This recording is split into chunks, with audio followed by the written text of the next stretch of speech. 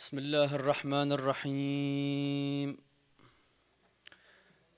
صلى الله عليك يا مولاي يا رسول الله، وعلى آل بيتك المظلومين. صلى الله عليك يا مولاي يا أبا عبد الله، يا رحمة الله الواسعة، ويا باب نجاة الأمة غريب كربلاء.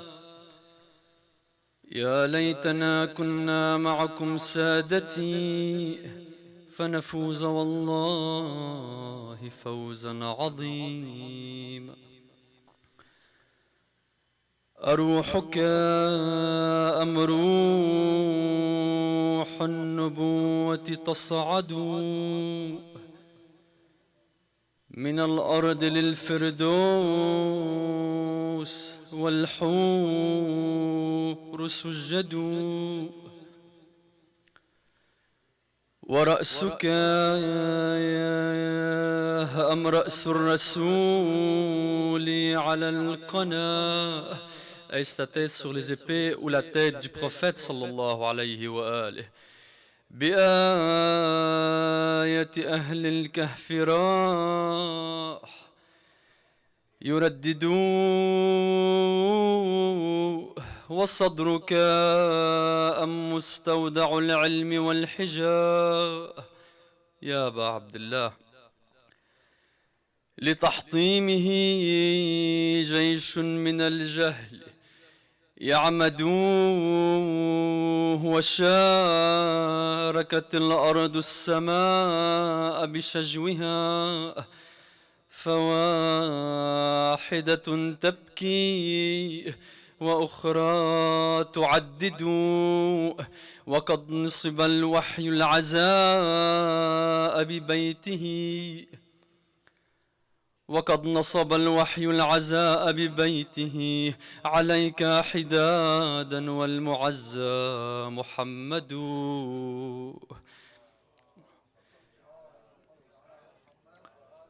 إنا لله وإنا إليه راجعون. وسيعلم الذين ظلموا آل محمد أي منقلب ينقلبون، والعاقبة للمتقين. Certes, nous sommes à Allah et c'est à lui que nous retournerons, et la fin heureuse sera aux pieux. Commençons cette lecture par les prières sur Mohammed et la famille de Mohammed. Allahumma salli ala Muhammad wa ala Muhammad wa ajil farajahum. L'imam Sadiq alayhi salam, notre sixième imam, il a dit à propos du mois de Muharram: ordonnez nos fidèles qui nous suivent de visiter le sanctuaire de l'imam al-Hussein, car ceci augmente ses provisions, al-rizq, et prolonge sa vie et repousse les mauvaises choses. Et sa visite est une obligation à tout fidèle, et notez bien ce mot-là. Et sa visite est une obligation à tout fidèle censé reconnaître qu'il est l'imam légitime désigné par Allah subhanahu wa ta'ala. Ceci est le discours de l'imam Sadiq alayhi salam. J'ai voulu dans cette lecture aujourd'hui faire deux parallèles. La première, quand nous avons parlé des connaissances et de la réflexion, j'ai voulu aussi faire un petit pont vers les branches de l'islam. On a discuté des fondements et il était vraiment essentiel de faire cette comparaison-là avec les branches de l'islam pour vraiment approfondir nos connaissances sur le sujet. Nous avons dit que, en ce qui concerne les fondements, toujours les mêmes fondements de l'islam, soit l'unicité d'Allah, la justice divine, la prophétie, l'imama et la résurrection, on a dit que dans ces fondements-là, on ne peut pas imiter. Qu'est-ce que ça veut dire on ne peut pas imiter? Ça veut dire qu'on doit répondre à ça par la réflexion et par le sens inné et par les connaissances qu'on a en nous-mêmes, que Allah subhanahu wa ta'ala a créé. Tout ce qui concerne autre que les fondements, nous avons trois choix. Il n'y a pas de quatre. Le premier choix, c'est acquérir les compétences ou la compétence, acquérir la compétence dans l'ijtihad. L'ijtihad, ça veut dire, quand on dit c'est un mujtahid, c'est un juriste qui a étudié pendant de très longues années pour avoir ce niveau-là de compétence. Ici, on dit que l'ijtihad, c'est déduire le statut légal de ses références établies, ou encore, une autre définition, c'est le don d'obtenir des arguments étayant les statuts légaux ou les devoirs pratiques légaux ou rationnels. Le mujtahid, normalement, donc, ce juriste éduqué qui pratique l'ijtihad, il y a deux sortes. Il y a celui qui est absolu et il y a le mujtahid partiel. Celui qui est absolu, c'est parce qu'il a acquis toutes les connaissances dans l'ijtihad en ce qui concerne les branches de l'islam au complet. Et quand on dit que c'est un mujtahid partiel, il a étudié, il a atteint ce niveau dans quelques-unes des branches et non pas toutes. Donc ça, c'est le premier choix, c'est vraiment qu'on acquiert ces connaissances pour atteindre ces niveaux. Ensuite, le deuxième choix, c'est observer la précaution. Observer la précaution ou encore fonctionner avec la précaution ou parfaire avec ça, qui est al-ihtiyat. Qu'est-ce que ça veut dire? Je vous donne l'exemple. Si on prend exemple trois savants qui sont assez connus, par exemple Sayyid As-Sistani, ou encore le deuxième exemple, Sayyid Mohammed Saïd Al-Hakim, ou encore Al-Sheikh Wahid Al-Khurasani, qu'Allah le donne la force et l'âge de servir l'islam. Ce sont là, par exemple, trois juristes maraji' qui sont des plus connus et des plus compétents à imiter de nos jours. Si par exemple le premier il te dit, et là je donne une supposition, c'est un exemple pour qu'on puisse comprendre c'est quoi al-ihtiyat. Si par exemple le premier, Sayyid Sistani, il vous dit on peut rompre notre jeûne après avoir dépassé, supposons, 45 km. As-Sayyid Muhsin Al-Hakim, il vous dit, As-Sayyid Mohammed Saïd Al-Hakim, qu'Allah le garde, il vous dit, par exemple, pour rompre le jeûne, il faut qu'on dépasse 46 km.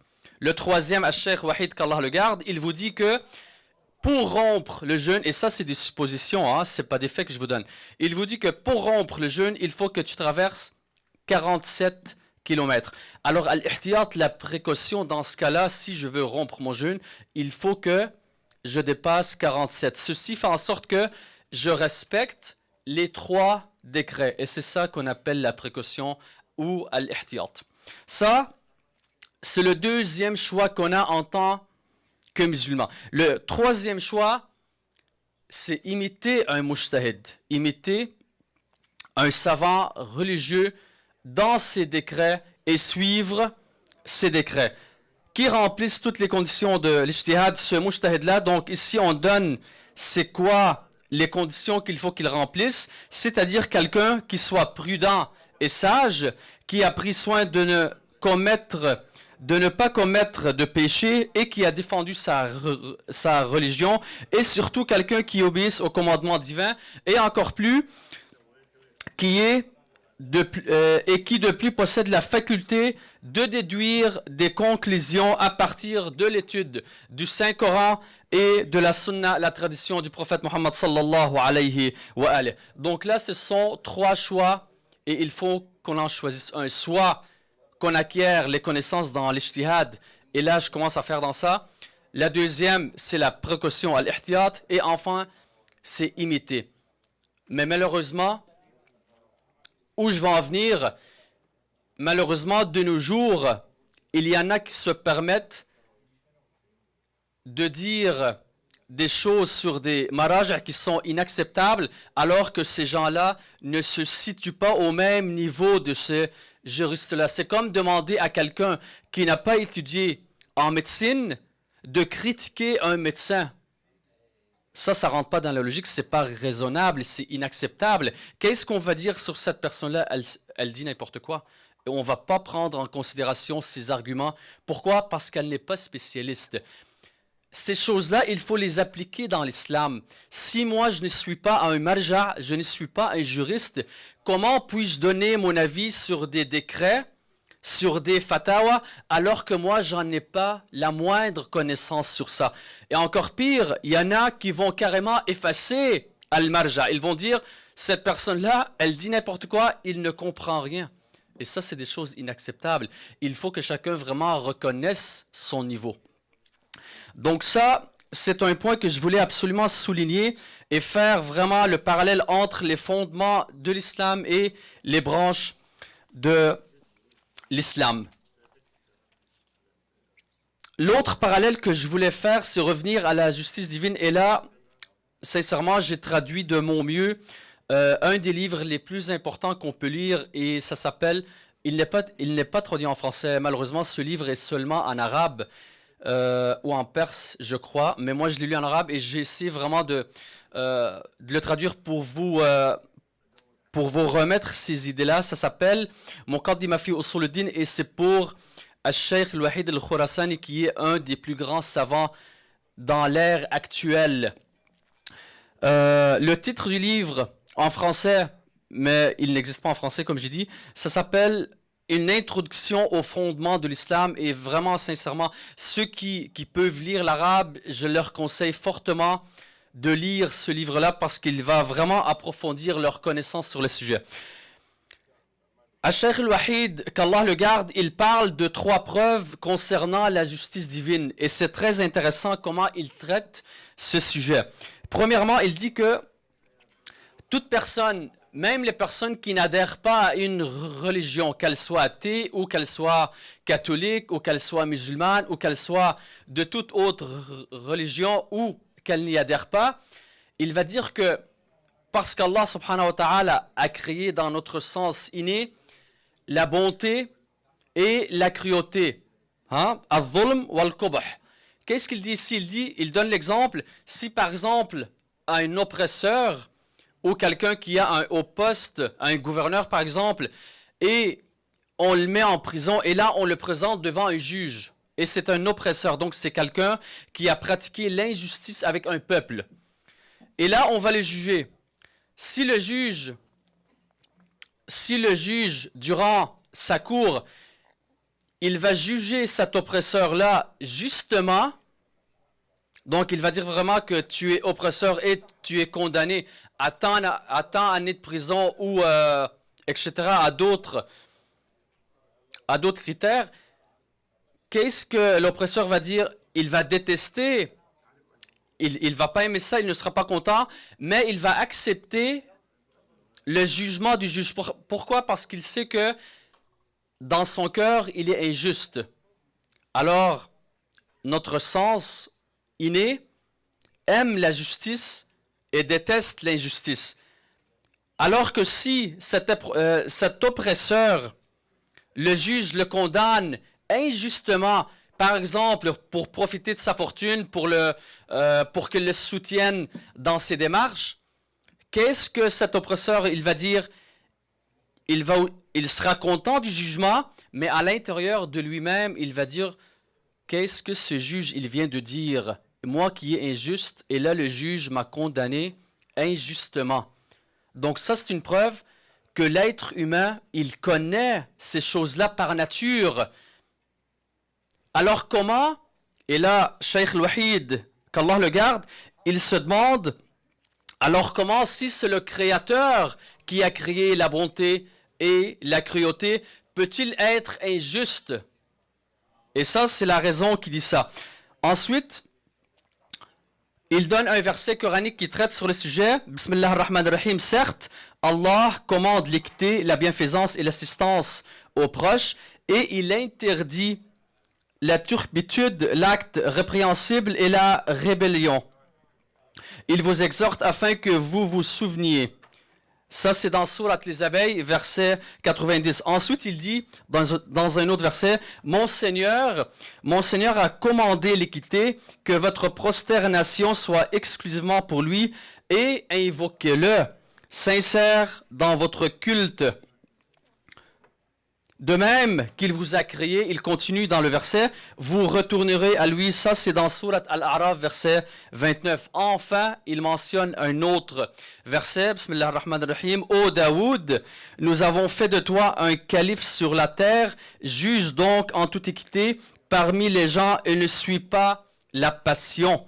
Sinon, elle t'égarera du sentier d'Allah, car ceux qui s'égarent du sentier d'Allah auront un dur châtiment pour avoir oublié le jour des comptes. Ça, c'est dans Surat Sad, verset 26. La deuxième preuve sur la justice divine que donne Cheikh Al-Wahid, qu'Allah le garde, c'est la source première de l'injustice. Il dit que la source première de l'injustice, donc la base de l'injustice, normalement, elle vient de l'une de ces trois raisons. Il y a trois raisons pour lesquelles on peut être injuste. Premièrement, soit en ignorant le mauvais aspect du mal ou encore de l'erreur. Deuxièmement, soit en commettant le mal ou l'erreur en n'ayant pas le choix de le faire, donc je suis dans l'obligation d'agir ou de faire cette erreur. Et finalement, soit par plaisir et par absurdité. Et Allah subhanahu wa ta'ala, il est dépouillé de tout manque, risque ou défaut.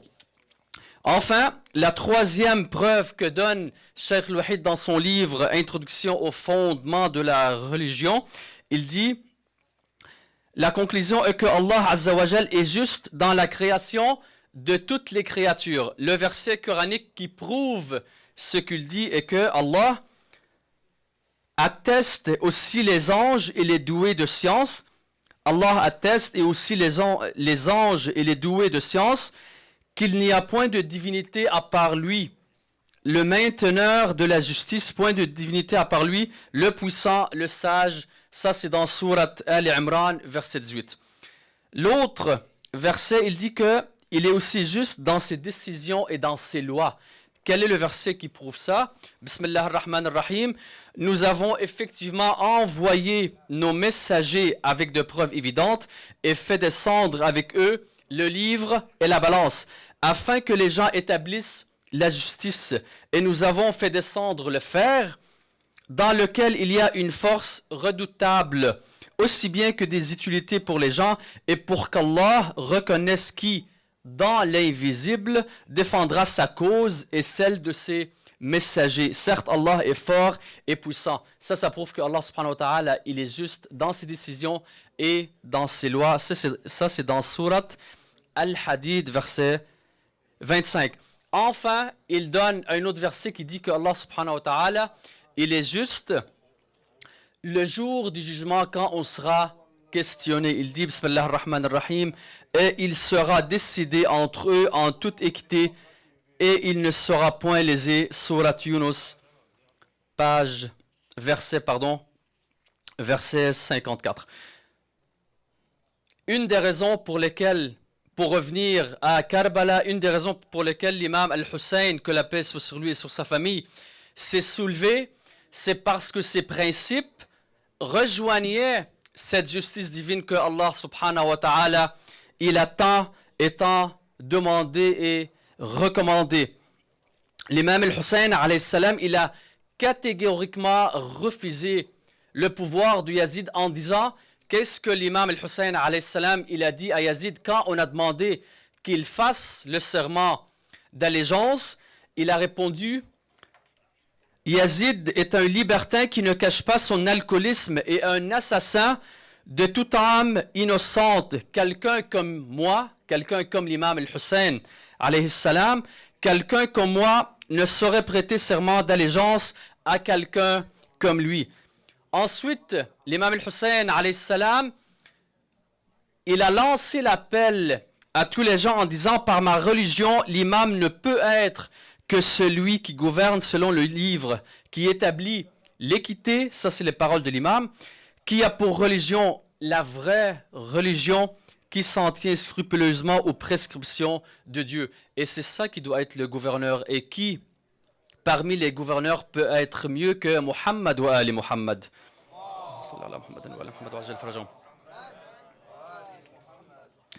Donc ceci pour terminer que l'imam Al-Hussein, quand il s'est dirigé vers Karbala, c'était pas pour faire la guerre. Il est allé pour le islah, pour régler les choses, pour ordonner le bien et interdire le mal. Pourquoi on se dit ça? Parce que celui qui va en guerre n'amène pas avec lui ses enfants et ses femmes. Et c'est là que j'arrête et Inch'Allah, vu que le temps est très limité, on en continuera demain. Ya Allah, prions Allah pour terminer. يا الله يا رحمن يا رحيم يا مقلب القلوب ثبت قلوبنا على دينك اللهم اغفر للمؤمنين والمؤمنات والمسلمين والمسلمات الأحياء منهم والأموات وتابع بيننا وبينهم بالخيرات إنك مجيب الدعوات رحمة لموتى المؤمنين والمؤمنات وموتى الحاضرين نهدي لهم سورة مباركة الفاتحة مع الصلاة على محمد وآل محمد